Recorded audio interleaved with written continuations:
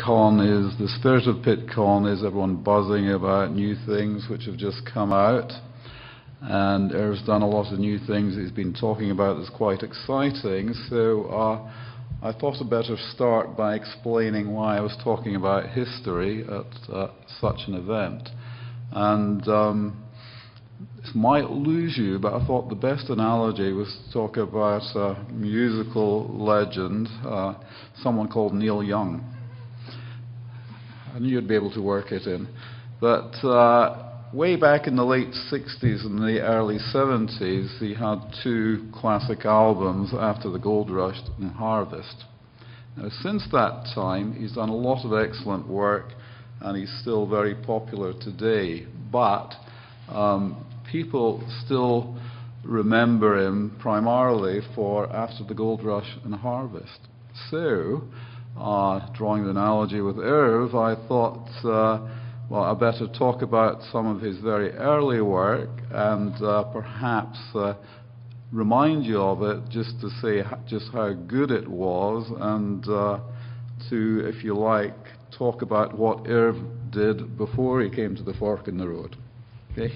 And hopefully establish that it's got some significance today. And I hope to do the job well, because the last thing I'd want to do is to damn him by faint praise, because he deserves a lot of praise. Okay, now this is going way back to the 1980s, when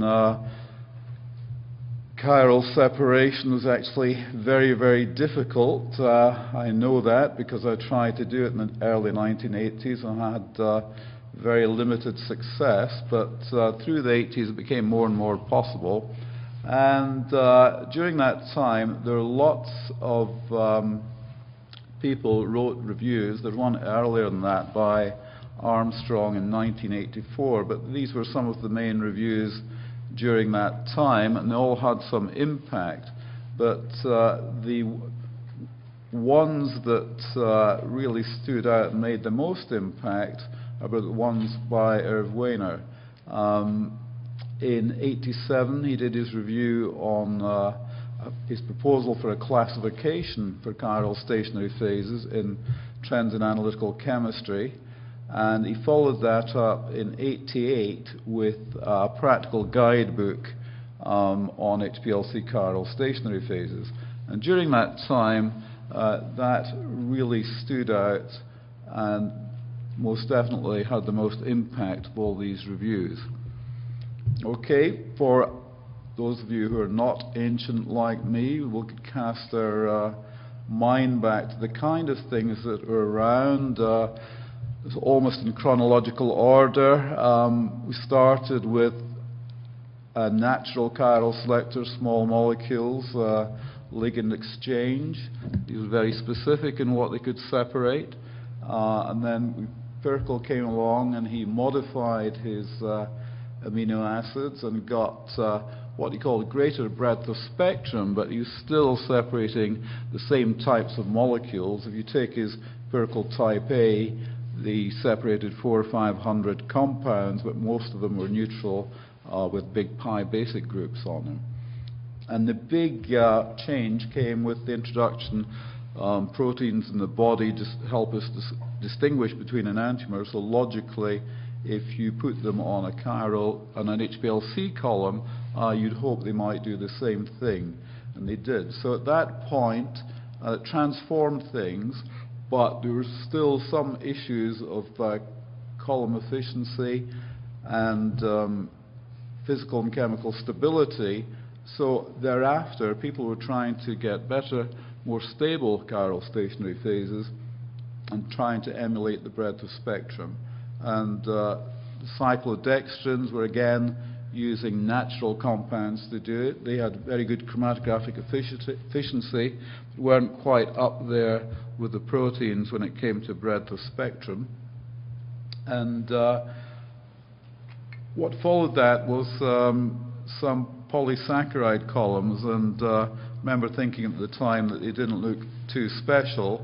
It seemed to me that they'd been used in normal phase along with a synthetic polymer which was kind of mimicking the celluloses. It looked as though they were just being used for the same types of compound that could be separated in the Pittcon column. that very soon changed, which we'll talk about in a second, and then came the crown ether. So round about 87, that was when the track article was produced. And down the bottom corners, not just to be complete, people used ion pairing with the chiral selector in the mobile phase. So that's what was around 87 when Irving Wainer did his track thing, and I was looking in my garage for an old document so I could get this, and I actually came across a slide. Someone had done it for me, more of which later. And this is someone's interpretation of the Wainer classification, so I hope she's got it right. I think it's about right. And so, as you can see, what Irving Wainer did was he looked at the chiral recognition mechanism, and he used that as the means of classifying, in the hope that even if new things came along, they'd fit into this classification. So type 1 was the Pittcon type chiral selectors, and where you've got pi-pi interactions, which are very important in the Pittcon separations, and hydrogen bonds and dipole stacking. It's 3 points or 4 points, if you like, of interactions. And type 2, 1 to 3, you could almost see as maybe like a continuum, because in 2 you're looking at a combination of attractive interactions and inclusion complexes, and in 3 we're looking almost exclusively at inclusion complexes. So 2 was the derivatized polysaccharides, and 3 were primarily the cyclodextrins, but also crown ethers worked on this basis of inclusion complexation. So type 4 was chiral ligand exchange, and type 5 were the proteins, where the difference is you're looking at a receptor site where it's a bit more complex than the type 1, because there are all these spatial things involved in getting it in the right site at the right time.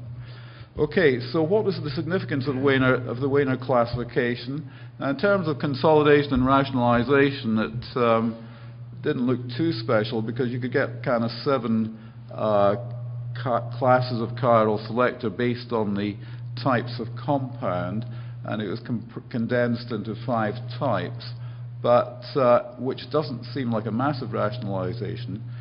But it's a big help, because it helped people actually understand what was happening in these chiral stationary phases. The emphasis was on the mechanism, and at that time chiral separations were very difficult, and there was a great thirst for people to know how they could do it. So this really caught on, and more so when the J.T. Baker booklet came out.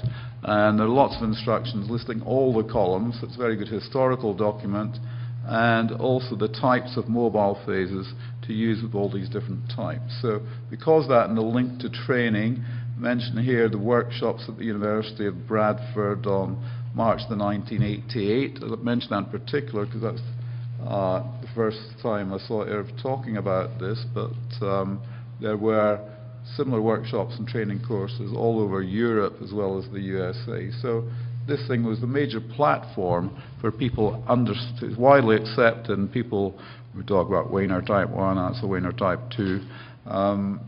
So it was widely accepted and featured very heavily in the sort of training on chiral HPLC. Is it of value beyond that? So we have to have a look at what has come since, and consider whether we could fit these. We could still talk about the Wainer classification. Can it be contemporary? At the top there we've got the developments which came along actually during 1987.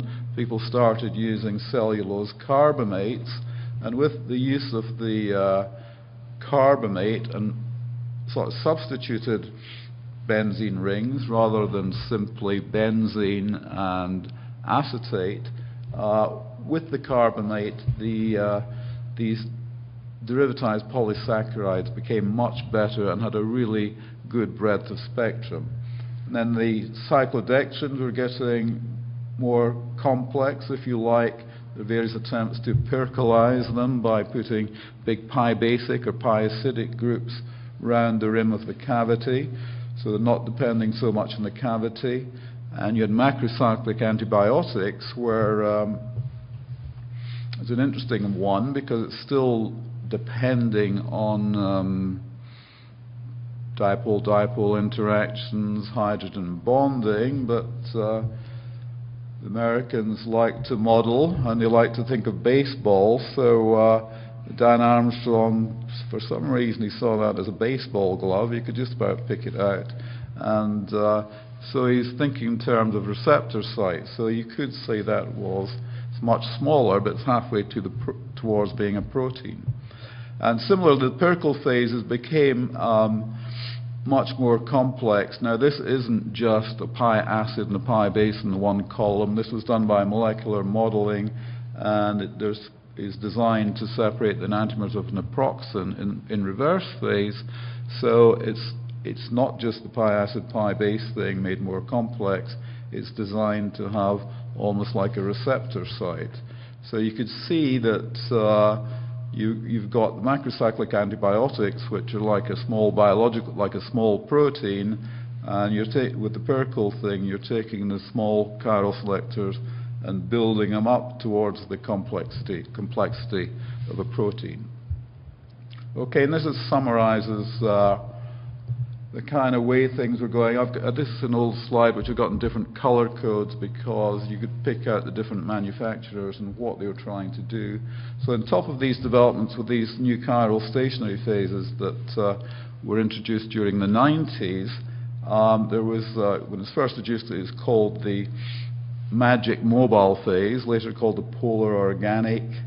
Now you've got the polar ionic, but it means that some of these existing chiral stationary phases were being used in a completely different way and probably had a completely different mechanism.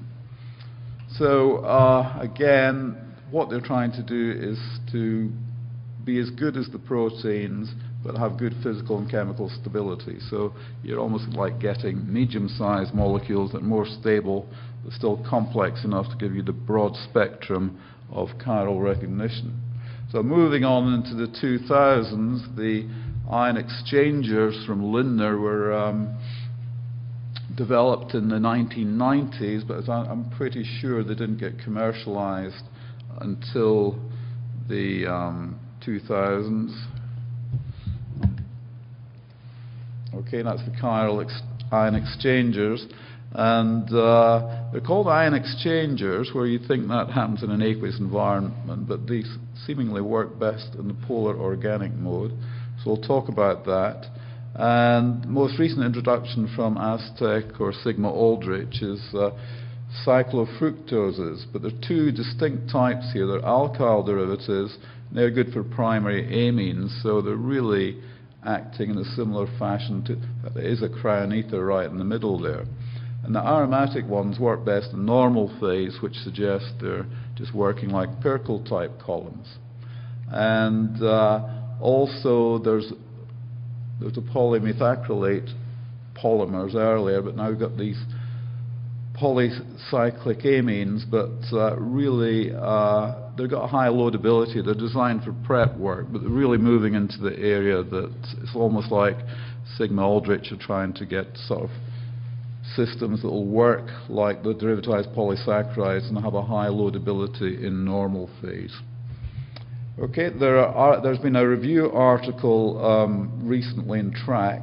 This is exactly 25 years on from the Wainer article in Track, and shamefully, these people, unless I missed it, I don't think they actually mentioned Irving Wainer's 1/4 century ago, which is a bit of a landmark. So they didn't really go back and discuss the mechanistic aspect, but they have actually listed a whole lot of new other chiral stationary phases, some of which are commercial, but I haven't included these in the analysis of whether they'll fit into the kind of Wainer classification, because these are just different derivatized polysaccharides, and well, these are interesting because they're more like Perkel type columns than ligand exchange, but I think we'll maybe wait to discuss these, but I could anticipate that we could maybe interpret what's happening there with the Wainer classification. Okay, so looking at this now, with all these new chiral stationary phases, is the Wainer classification still of any value? Is there a need for consolidation and rationalization? Certainly there's a greater need than previously.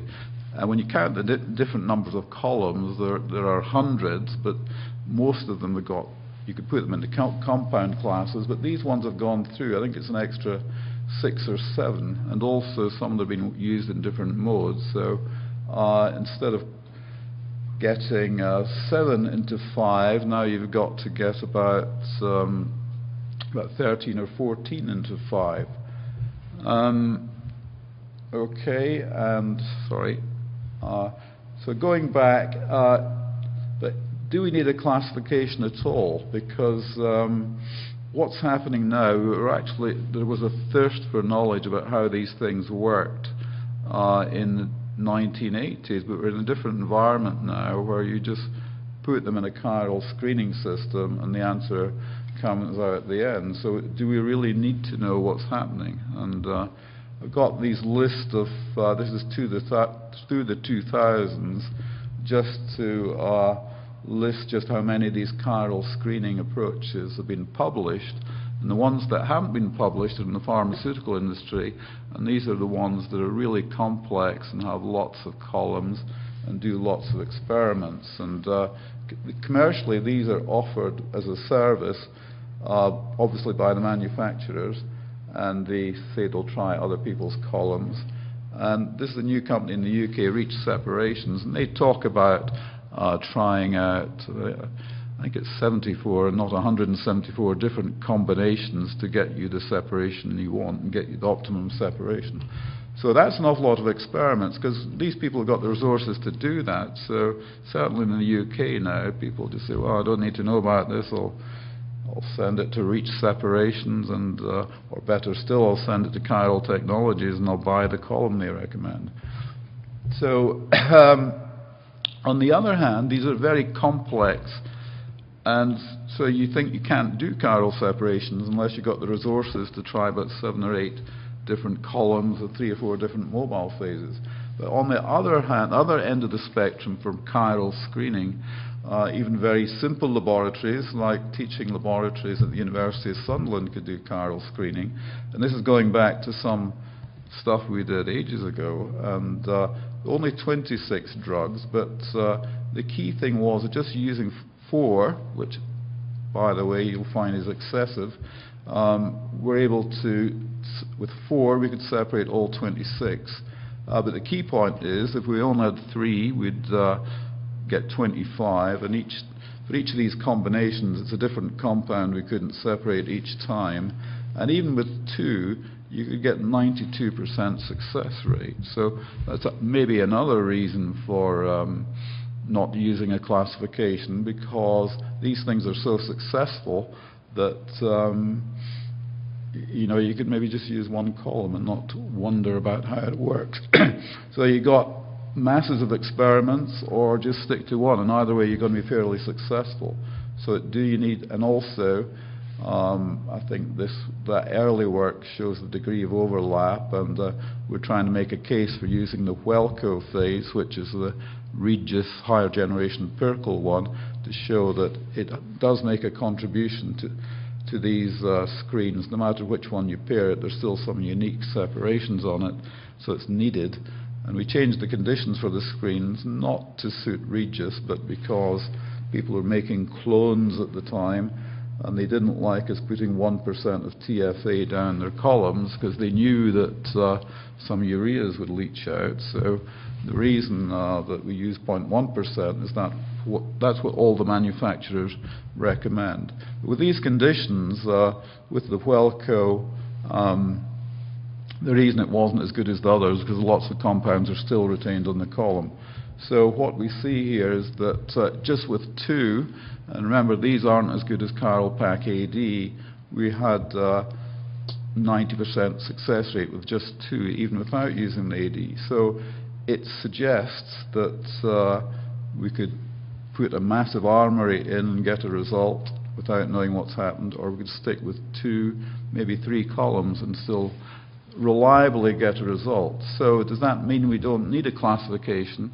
Well, unfortunately, it doesn't mean we can't get away with not knowing what's happened, because if you're using this massive amount of resources, in the pharmaceutical industry, they have their own screens, and they're realizing they're doing way too many experiments. So you could construct neural networks to get rid of lots and lots of redundant experiments and make it more efficient. That takes a long time to build up the information for your network. So a better way is simply to have using things like the Wainer classification, having simple knowledge of how the chiral phases work, and that's going to help you. Actually, I examined a PhD, and it was on neural networks, and it's fantastic work, but just looking at the mechanisms, well, it didn't need a neural network to tell that experiment wouldn't work. Okay, and also if you're a less well-resourced lab,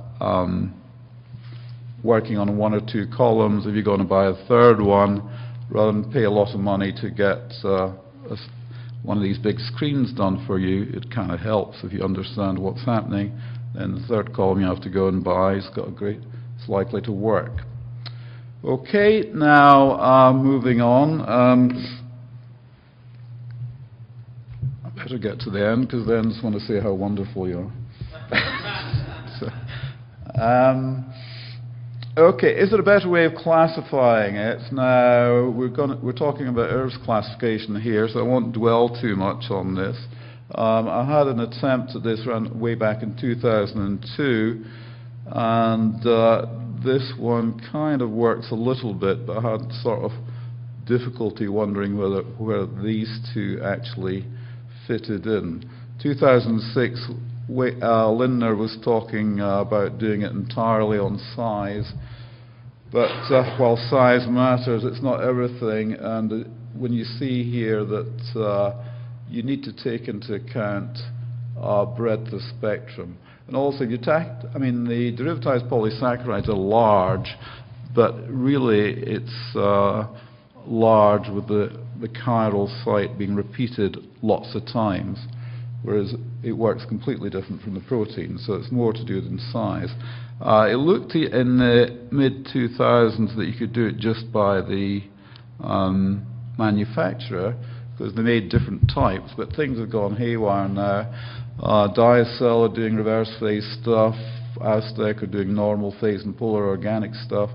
To make matters worse, they're all, like even Aztec, have their own derivatized polysaccharide now, so they're all making everything. So that way of classifying is definitely gone. So will these new CSP actually fit the Wainer classification? So that's what I want to take a look at now. I remember doing this and thinking, oh God, where's this presentation going? It's not saying anything. I don't think this is going to work. And lo and behold, I was quite surprised. So what were the issues which made me think it might not work? For some of the more complex chiral station arrays, it's not so clear how they actually operate. So that's certainly a problem.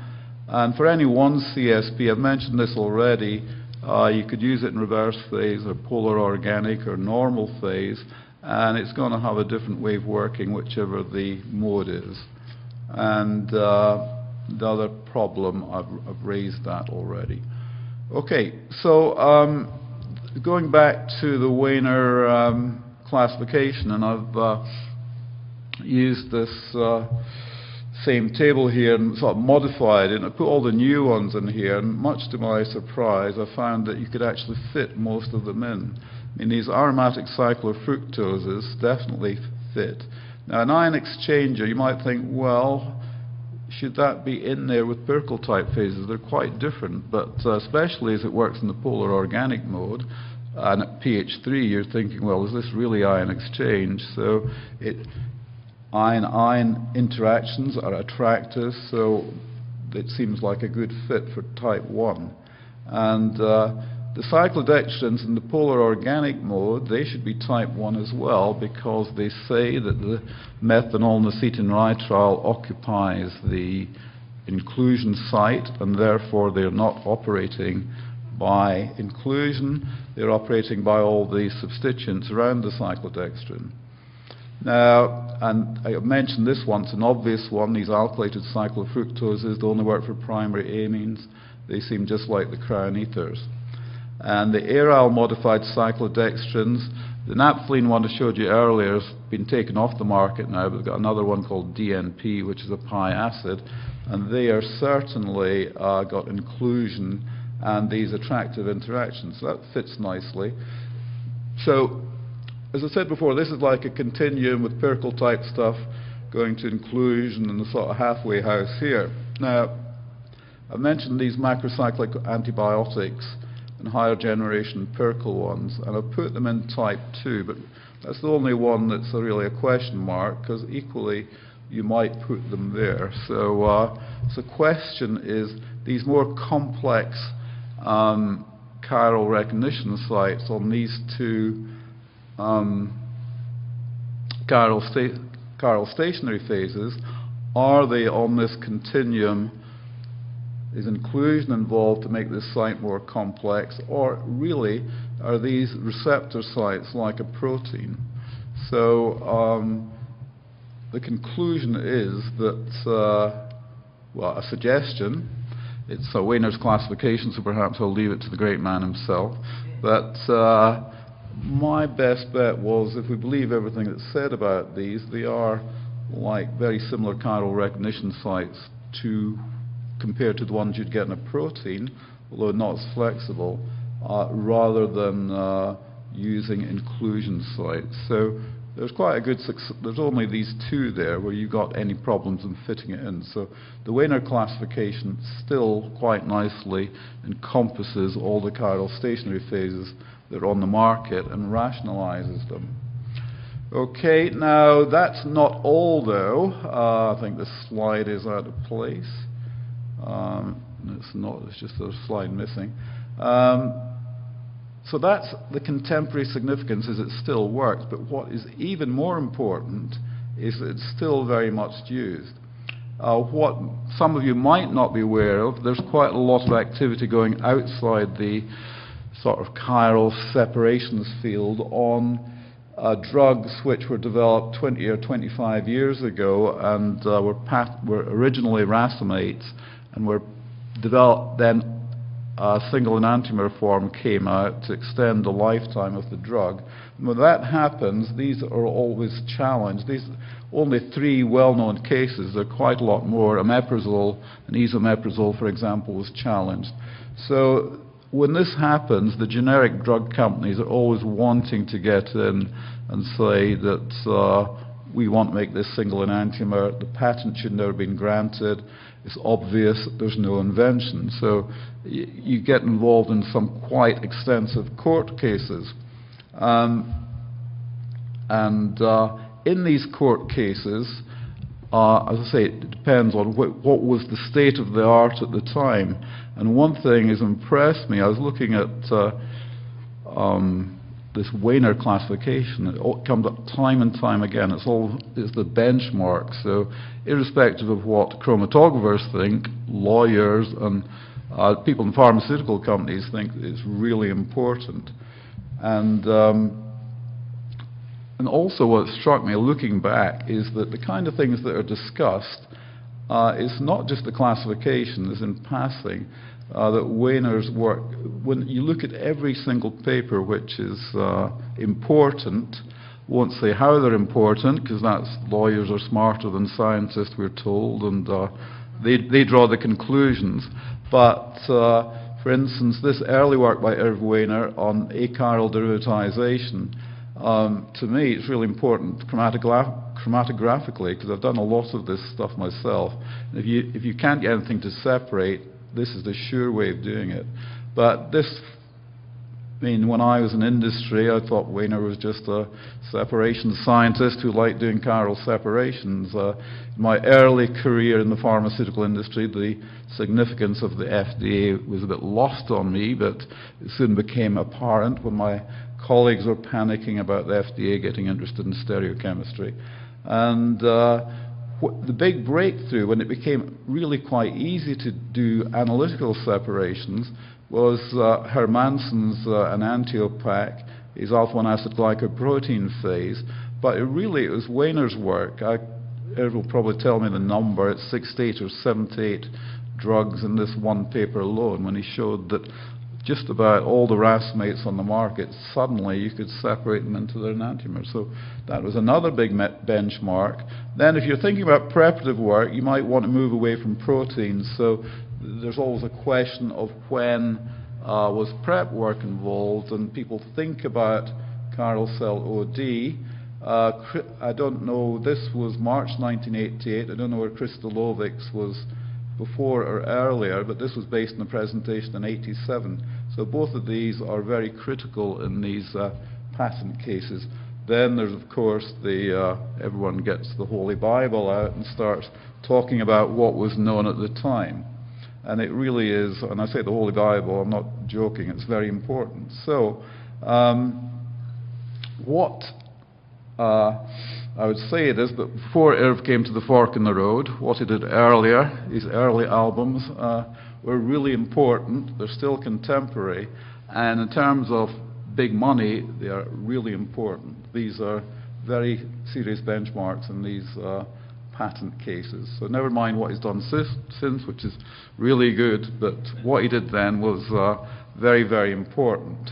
And so the significance surprised me, because I thought, well, this isn't going to work, but I think things fit in quite well with all these newer chiral selectors. And that also, what's important, has become apparent to me recently, is that his contributions are invaluable in discussing these chiral switch patent challenge cases. So if you needed any evidence for that, I'll just finish with a little story, and very, very short one. I was involved in one of these patent cases, and again, I'd been rumbling through my garage, and I hadn't found what I was looking for, so I phoned Irv Wainer, and he sent me this, which was his own copy, A Practical Guide to the Selection and Use of HPLC Chiral Stationary Phases. So I said to him, could you send it to me, because I can't find mine in the garage. And so he sent it to me, and I took it into the lawyers, and I said, yeah, this is Irv Wainer's own copy. He says, wow, amazing, can I touch it? So I let her touch it, and I've got it with me today if anyone else afterwards wants to come and touch it. Okay? Okay, thank you, that's all.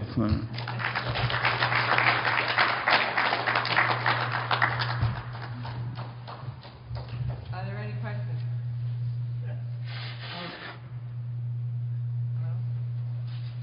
Okay, thank you.